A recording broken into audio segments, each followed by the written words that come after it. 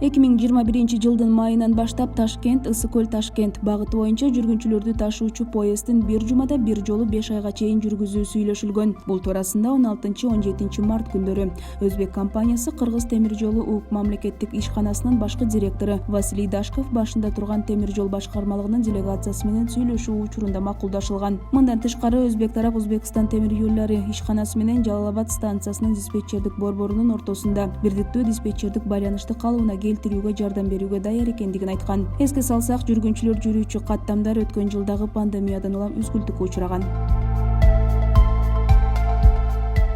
Манасчы Дөөлөт Сыдыков Ош шаарында 3 күн манас айтат. Бул тууралуу шаардык мэриянын маалымат кызматы билдирди. Кечээ Сулайман Тоо улуттук археологиялык музейинде манас айтуу алдындагы чакан салтанат болуп, ага Ош шаарынын вице-мэри Эмил Шадыханов, музейдин директору Султан Абдрахманов жана маданияттын маалымат каражаттарынын өкүлдөрү, шаар калкы катышкан.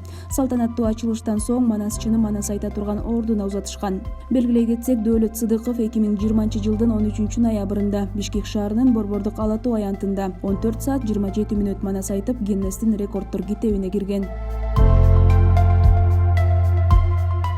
Кадамжай райондук прокуратурасы жалпы баасы 10,258,715 сомдук 2,3 гектар жер тилкесин мамлекетке кайтарды. Башкы прокуратуранын маалыматына ылайык 99,98% акциясына мамлекет ээлик кылган Айдаркен Сымап акционердик коомунун 2,3 гектар жер тилкеси Айдаркен поселоктук өкмөтүнүн 2003-жылдын 1-декабрындагы мыйзамсыз токтому аркылуу жеке менчикке чыгарылган. 2004-жылдын 12 мартында жеке менчик укугу жөнүндө мамлекеттик акт берилген.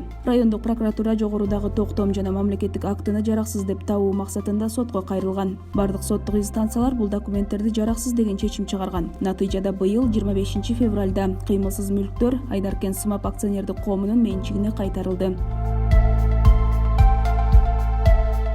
Бүгүн 20 марттан тарта Москва тамчы мезгилдик аба каттамы кайрадан ишке кирди. Бул тууралуу Манас эл аралык аэропортунун басма-сөз кызматы билдирди. Маалыматка ылайык, Airbus'тун заманбап учактары 20 марттан тарта Москва тамчы багыты, ал эми 21 марттан баштап Екатеринбург тамчы багыты аркылуу чартердик каттамдарын аткарып баштайт. Мындан тышкары жай мезгилинде Екатеринбургтан Бишкек жана Ош шаарларына аба каттамдарды көбөйтүү каралууда. Бул боюнча Урал авиалиния ишканасы менен келишим түзүлгөнү айтылды.